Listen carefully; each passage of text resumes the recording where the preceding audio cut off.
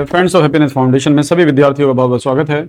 मैं अपने गुरुदेव श्री के चरणों में नमन करता हूं। आप इस तरफ एक प्रतिमा देख रहे हो, एक मूर्ति देख रहे हो। इनका भी परिचय मैं आपको दूंगा, इनका परिचय लेना बहुत जरूरी है। मैं आपसे पूछूंगा ये मूर्ति किसकी है, तो शायद ही दुनिया में कोई ऐसा व्यक्ति होगा जो सनातन धर्म को मानता हो या ना मानता हो, लेकिन ये जरूर बता सकता है ये पार ब्रह्म परमेश्वर जगत गुरु भगवान श्री कृष्ण की प्रतिमा है। आप सब इससे बिल्कुल एकदम परिचित होंगे। लेकिन जब भी त्योहार का मौसम आता है, मैं देखता हूं कि हिंदुओं की मति मारी गई है। हिंदुओं को बाहर से किसी दुश्मन की जरूरत नहीं है, चाहे उनको सनातनी कहें चाहे हिंदू कहें। उनको भारत में इस धर्म को बाहर के किसी दुश्मन की जरूरत नहीं है। इस धर्म में पैदा हुए लोग ही इसके सबसे बड़े दुश्मन हैं, और ये मूर्ति उसकी बहुत बड़ी गवाह है। अब बताता हूं आपको क्यों। ये जो आप प्रतिमा देख रहे हो, ये मात्र भगवान श्री कृष्ण की प्रतिमा नहीं है। ये अपने आप में एक बहुत बड़ी त्रासना, एक बहुत बड़ी लाचारी, एक बहुत बड़ी मूर्खता को बयान करती है, जो त्योहार होने पर ज्यादातर हिंदू परिवारों में की जाती है। ये मूर्ति अभी आप देख रहे हो कि सफेद और गोल्डन पेंट में है, मगर ये मुझे कूड़े में पड़ी हुई मिली थी। आप में से कई लोगों ने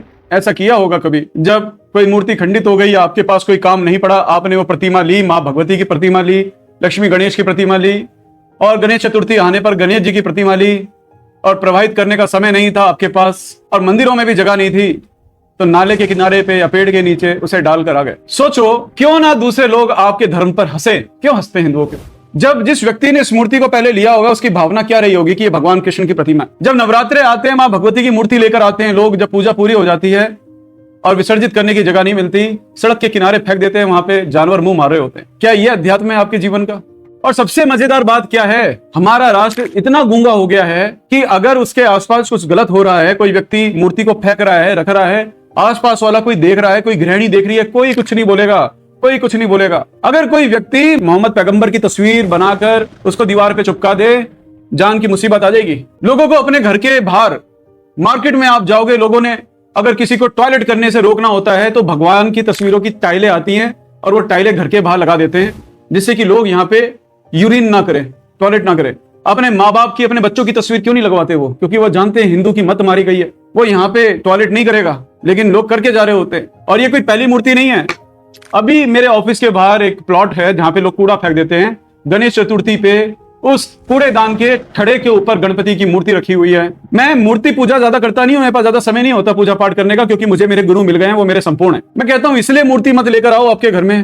फेंकना है तो अपने बाल बच्चे फेंको जो तुम्हारा खून पीते हैं, जिनसे तुम दुखी हो। और ऐसी भावना, पहले तो उसमें भगवान देखते हो, ठाकुर जी देखते हो, फिर बाद में बाहर फेंक कर आ जाते हो। इतनी हिम्मत कहां से आती है? 2 साल पहले मैंने देखा माँ भगवती की इतनी सुंदर मूर्ति। मैं ऑफिस जा रहा था और नवरात्रि की दशमी तिथि पे कोई नाली के पास रखकर चला गया, और उसकी विधिवत उसने पूजा वगैरह करी होगी, क्योंकि उसमें सारी वो चीजें चिपकी हुई थी। क्यों करते हो ऐसे ड्रामे? तो ऐसी मूर्खता मत करो, नहीं तो ये घायल मूर्तियां तुम्हारे मूर्खता की बयान करेंगी। आज की तारीख पे दूसरे धर्म के लोग हंसते हैं तुम्हारे ऊपर कि ये अपने ही धर्म की इज्जत नहीं करते हैं, तो इनको कौन समझाएगा? ये कहां से लड़ेंगे? ये कहां से अपने देश का मान सम्मान लेकर आएंगे? तो जो काम आप कर नहीं सकते उस काम को आप करो मत। वैसे तो मानव को मूर्ति लाने की जरूरत नहीं है, और अगर वो लेकर आ गया है तो ऐसी हरकत कभी मत करना।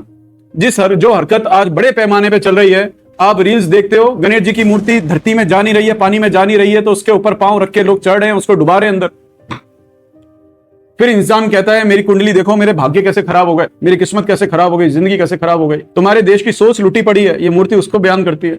मुझे किसी ने बोला, अरे गुरुजी कूड़े में पड़ी खंडित मूर्ति है, ये रखना अशुभ होता है। मैंने कहा ये ठाकुर कब से अशुभ हो गया भाई? ठाकुर अशुभ हो गया? भगवान अशुभ हो गया तुम्हारे लिए? क्या अकल है ये तुम्हारी?